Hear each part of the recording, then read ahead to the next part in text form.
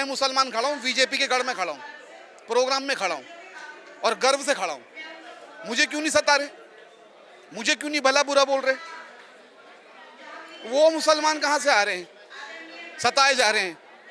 ये रणनीतियां हैं, नए नए तरीके के लोग बना दिए हैं, वो पैसे खा के रिश्वत खा के चल रहे हैं। कर लो, मगर सच्चाई की हमेशा जीत होगी।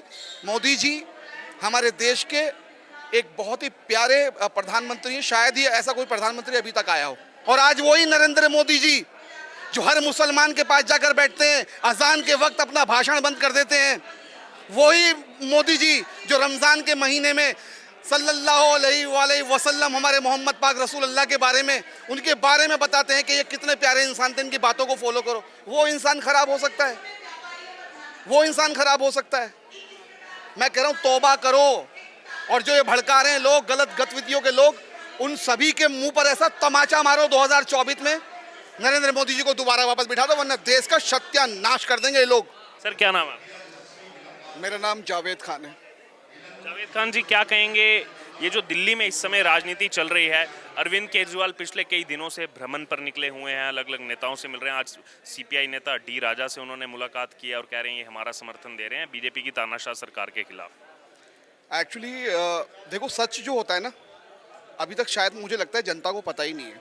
जनता जो टीवी में, न्यूज़ में, चैनल में देख लेते हैं या किसी से सुन लेते हैं, बस उसी पे यकीन कर लेते हैं। सबसे बड़ी सच्चाई वो होती है जब स्वयं पर बीती हो।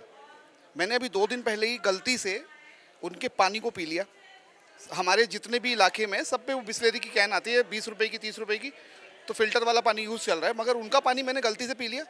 मुझे फूड पॉइजनिंग हुआ। मैंने सोचा शायद खाना गलत खा लिया, मगर पानी इतना जहरीला था कि 3 दिन तक मैं बिस्तर से नहीं उठा। बिजली फ्री। आप बिजली फ्री, फ्री का मतलब क्या होता है? फ्री, फ्री का मतलब एवरीथिंग फ्री, राइट? अब उसमें अगर 200 यूनिट तुम दे रहे हो, 200 यूनिट पे अगर एक पॉइंट भी ऊपर आता है तो 200 यूनिट साथ में लगाकर हमें बिल देना पड़ रहा है। एक गरीब आदमी क्या देगा? मेरे घर के सामने एक वेल्डिंग करने वाले की दुकान है, उसका मैंने बिल देखा 13,000 कुछ का है 1 महीने का। एक तरफ आप 200 यूनिट फ्री दे रहे हैं और 1 मिनट आगे गरीब भी वही देगा, 201 यूनिट भरेगा, सामने उसके 13,000 कुछ का बिल है वेल्डिंग वाले का। वहाँ की जगह अफवाह आप मार रहे हो, आप जनता को बोल रहे हो हम फ्री बांट रहे हैं। शिक्षा बोल रहे हो आप लोग। मेरे सगे भाई, मैं यहाँ से पहले ZTV हॉस्पिटल लेके भागा, लीवर डैमेज था, एडमिशन नहीं मिला। उसके बाद में राजीव गांधी है वहीं ZTV के पास, वहाँ लेके भागा, नहीं मिला। मैं दरियागंज भागा अरविंद में, वहाँ नहीं मिला। एम्स में जाकर जब मैंने लड़ाई की और केजरीवाल साहब के बारे में नारेबाजी की, चिल्लाया, तो मुझे वहाँ से पुलिस ने उठाकर गिरफ्तार कर लिया। मैंने कहा मेरा भाई रोड पे पड़ा है, वो मौत के मुंह में है, ये बोल रहे हैं एडमिशन नहीं होगा, प्राइवेट में ले जाओ। 7 to 8 लाख रुपीस मुझे बोल रहे हैं कि पे करो। एक गरीब आदमी, मिडिल क्लास जो है, वो कहाँ से भरेगा? अरविंद केजरीवाल सिर्फ जो है ना नीतियाँ बताते हैं, मोदी जी पढ़े लिखे नहीं है, मोदी जी पे डिग्री नहीं है। अबे भाई, तुम्हारे पास डिग्री होने के बाद में तुम अनपढ़ हो। आयुष्मान कार्ड योजना यहाँ उन्होंने लागू नहीं की, 5-5 लाख का उससे फायदा मिल रहा है बाकी जगहों पर। सर वो सब धांधलेबाजी हो रही है। वो सिर्फ नाम के लिए है कि माइक में बोल देते हैं। आयुष्मान योजना के लिए अगर आप कहीं जाएंगे, ये अरविंद केजरीवाल के जो I am really sorry for that कि मैं आपके चैनल पे कुछ अब शब्द नहीं कहना चाहता, वहाँ सरासर इतना अन्याय है कि वो पैसे के अंदर बेचे जा रहे हैं, रिश्वत खिलाई जा रही है। स्कूल व्यवस्था जाकर देखिए, पहले किसी ज़माने के अंदर अच्छा था कि चलो जी एक खिचड़ी दाल चावल मिलते थे। आज के खाने में प्राथमिक विद्यालय, ये नामी गिरामी 2-3 स्कूल हैं जो इन्हीं के ही बच्चे उसमें पढ़ रहे हैं। ये उन्हीं की वीडियो बनवाते हैं, उन्हीं स्कूल वालों को दिखाते हैं और बन जाते हैं। ये सरासर अन्याय है। मोदी जी जिस तरह भी हैं, जैसे भी हैं, हमें गर्व है उनके ऊपर। और मोदी जी को पिछाड़ने के लिए 2024 में जो गतिविधियां चल रही हैं, वो हर एक मुसलमान जानता है कि चाहे वो पहलवानों का धरना हो, चाहे किसान आंदोलन हो, चाहे मुसलमानों पे अत्याचार हो, हाहाकार मचा रखी है देहरादून से लेकर हर जगह तक। ये सिर्फ नीतियां हैं, रणनीतियां हैं। और मोदी जी बदनाम हो, मोदी जी का बुरा हाल हो, 2024 में हट जाए मुसलमान पे अत्याचार। मैं मुसलमान खड़ा हूँ, बीजेपी के गढ़ में खड़ा हूँ, प्रोग्राम में खड़ा हूँ और गर्व से खड़ा हूँ। मुझे क्यों नहीं सता रहे, मुझे क्यों नहीं भला बुरा बोल रहे?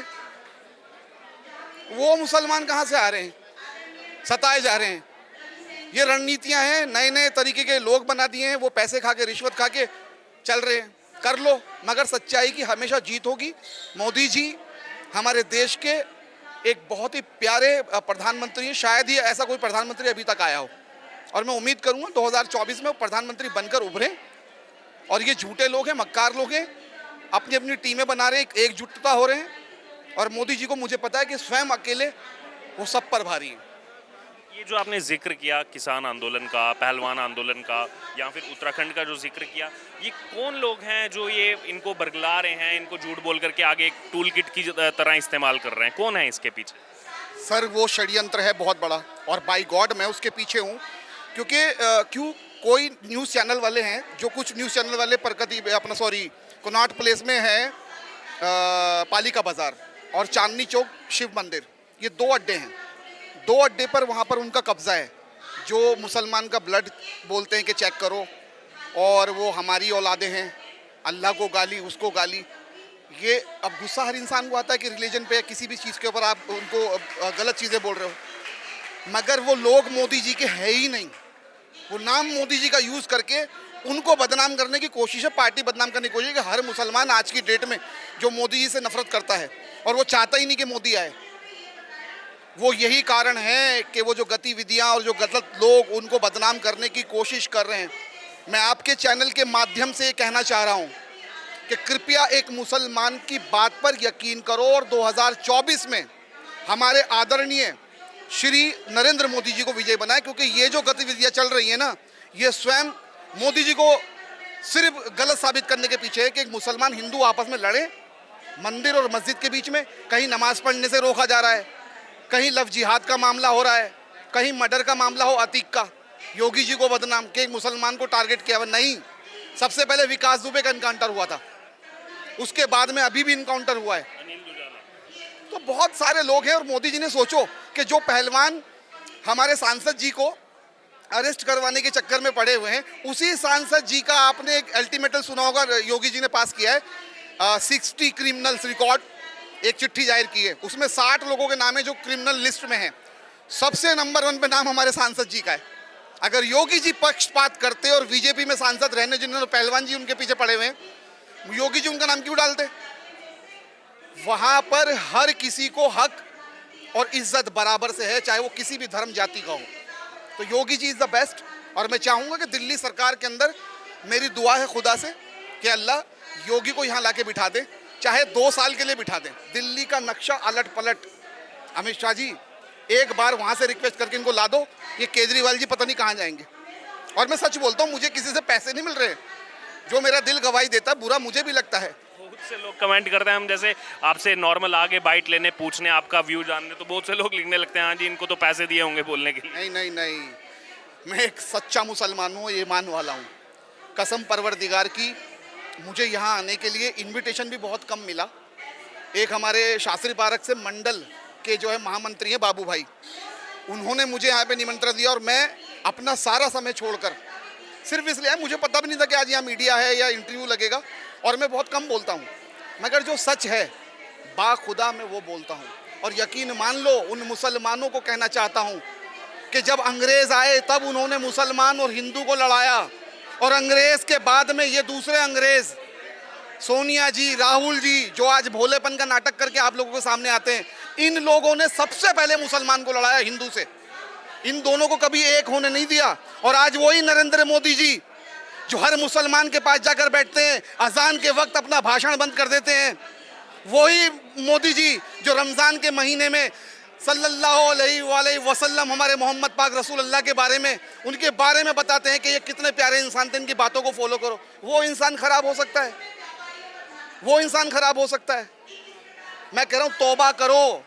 और जो ये भड़का रहे हैं लोग, गलत गतिविधियों के लोग, उन सभी के मुंह पर ऐसा तमाचा मारो 2024 में, नरेंद्र मोदी जी को दोबारा वापस बिठा दो, वरना देश का सत्यानाश कर देंगे ये लोग।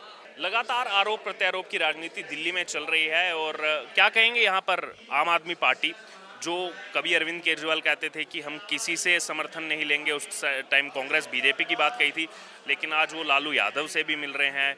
अभी हाल ही में वो सीपीआई के नेता डी राजा से मिले हैं, उनका समर्थन लिया है। तो क्या लग रहा है ये किस लिए जो है अरविंद केजरीवाल सबसे मिल रहे हैं? एक तो अध्यादेश कहा जा रहा है, क्या 2024 भी साधने की तैयारी है साथ में?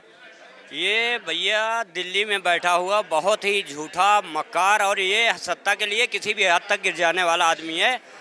जबकि पब्लिक सब देख रही है ये क्या कर रहा है। 10-10 करोड़ रुपए के पत्थर लग रहे, 2-2 करोड़ के पर्दे लग रहे, जनता की गाढ़ी कमाई को अपने डेकोरेशन में लगा रहा है, शीश महल बनवा रहा है। लेकिन 2024 में देश की जनता फिर से नरेंद्र मोदी जी को चुनेगी, क्योंकि मोदी जी ने देश का भविष्य और संवारने की कवायद तेज की है। पूरे वर्ल्ड में मोदी जी ने भारत का गौरव बढ़ाया है, भारत का मान सम्मान बढ़ाया है। ये तो कुत्ते बिल्ली की लड़ाई में सारी बिल्लियां एक हो रही हैं, बस यही है। और 2024 में पब्लिक खुले आम मोदी जी को फिर से लाएगी, 400 सीटों के पार होंगे हम। क्या लग रहा है लेकिन क्या एक हो पाएंगे, क्योंकि ये जो अब 23 जून को बैठक बुलाई है नीतीश कुमार ने, उसमें ये चीज़ आ रही है, कांग्रेस ने वहाँ ममता बनर्जी के अगेंस्ट पत्र दिया है, जो बंगाल में हिंसा हो रही है, कांग्रेस कार्यकर्ता की मौत हो गई, वहाँ पर हत्या हो गई। उसके अलावा आम आदमी पार्टी की बात की है तो कांग्रेस जो दिल्ली स्टेट यूनिट है वो कह रही है कि इन्होंने हमारा वोट खाया, हमारे उस पे से सत्ता हासिल की, अब हम इनके साथ कैसे चल जाए। क्या लग रहा है ये एकजुट हो पाएंगे नीतीश कुमार जो प्रयास कर रहे हैं? ये भैया ऐसा है, ये कुत्ते बिल्ली की लड़ाई है। एक आधी रोटी ले जाएगी, एक थोड़ी सी ले जाएगी, एक थोड़ी सी ले जाएगी, फिर बाद में आपस में ही लड़ बैठेंगे, सब अलग अलग बिखर जाएंगे। कुछ भी नहीं होता। सिर्फ और सिर्फ 2024 में मोदी सरकार, फिर एक बार मोदी सरकार, बार बार मोदी सरकार। जी, आपका क्या नाम है? शहजाद अंसारी। शहजाद अंसारी जी, क्या कहेंगे यहाँ पर, किसको देख रहे हैं 24 में आप? मोदी जी आएंगे। और दिल्ली का निज़ाम तो इतना बिगड़ा हुआ है, किस कदर निज़ाम बिगड़ा है इसमें गधे का। जाम भी उन्हीं को मिलता है जिन्हें पीना नहीं आता, और जनता ने भी वोट इसे दे दिया जिसे राज करना नहीं आता। ये तो उल्टा आरोप लगा रहे हैं बीजेपी पर। नहीं जी, आरोप लगाने से क्या होता है, सब जनता को दिख रहा है, सब दिख रहा है कैसे फाइलें गायब हो रही हैं, कैसे पर्दे लग रहे हैं, कैसे पत्थर घर में लगाए जा रहे हैं, सब दिख रहा है जनता को। इसमें कोई छुपाने वाली बात नहीं है। और वो सही होते तो जांच कराए ना, बोल क्यों नहीं रहे, चुप्पी क्यों साधे हुए हैं। जब भी हम इसको लेकर के सवाल पूछते हैं तो वो कहते हैं हमने शिक्षा बहुत बेहतर कर दी है, शिक्षा मॉडल हमारा पूरी दुनिया में फेमस हो गया है। तो अपने बच्चों को भेज के देखें ना, स्कूलों में कॉलेजों में भेज के देखें अपने बच्चों को, फिर पता लगेगा कैसी पढ़ाई हो रही है और क्या हो रहा है। कहने से क्या होता है, फिर पता लगे। खुद ही अपने मुंह मियाँ मिट्ठू वाली। बिल्कुल, खुद मियाँ मिठू बने उससे कोई मतलब नहीं है। आके देखें, अपने बच्चों को लाएं उस जगह पे, फिर पता लगेगा कौन क्या है। क्या नाम है आपका? मेरा नाम पवन जैन है। पवन जैन जी, एक कल से मुद्दा उठा हुआ है पैनिक बटन को लेकर के, जो कमर्शियल टैक्सीज हैं या फिर बसेस, उसमें पैनिक बटन को लेकर बीजेपी ने यहाँ पर बड़ा हमला बोला है। 700 से 800 करोड़ रुपए के घोटाले की बात कही है आम आदमी पार्टी के। उस पर पहले तो चुप्पी साधे रहे, लेकिन अब कोई रिएक्शन आया भी है तो रिएक्शन वो ये आ रहा है आम आदमी पार्टी से कि बीजेपी जो है महिला विरोधी है, ये महिलाओं की सुरक्षा नहीं चाहते, ये चाहते नहीं कि पैनिक बटन हो या ना हो। लेकिन इस पर कुछ नहीं कह रहे जो 700 से 800 करोड़ घोटाले की बात है। आम आदमी पार्टी, अरविंद केजरीवाल महादूर तो महाभ्रष्टाचारी है। जैसे हम सब जानते हैं 2014 में इसने कहा था कपिल सिब्बल भ्रष्ट है, लालू यादव भ्रष्ट है, इसने सारे नेताओं को भ्रष्ट बताया था। आज ये 19 से ही गठबंधन कर रहा है। आज सब सही हो गए क्या? वो उन सबसे आज ये गठबंधन करने को तैयार है। इसका कोई मोरल नहीं है, ये खुद ही इतना भ्रष्ट है। अब इसने अपने मकान बनाया है, अपने मकान ये कहता था कि हम सिंपल आदमी हैं, हम आम आदमी हैं। क्या आम आदमी करोड़ों की गाड़ी में घूमता है? क्या आम आदमी अपने रेनोवेशन में 45 करोड़ 50 करोड़ रुपये लगाता है? ये तो महाभ्रष्ट और महाझूठा है। इसने अपने बच्चों की कसम खाई थी कि मैं कभी किसी पार्टी समर्थन नहीं लूँगा, इसने कांग्रेस से समर्थन लिया, और ये तो बिल्कुल भ्रष्टाचार है, सब लोग जानते ही हैं। इसने हमारी दिल्ली को ना बहुत पीछे कर दिया है। आप बताओ 8 साल में कोई भी नया काम दिल्ली में हुआ हो बताओ? इसने कहा था 500 नई कॉलेज खोलूँगा, 500 स्कूल खोलूँगा, एक भी स्कूल नया खुला हो तो आप हमें बता दो। ये तो इतना भ्रष्ट है कि बस ये जल्दी से दिल्ली से साफ हो जिससे दिल्ली का भला हो सके।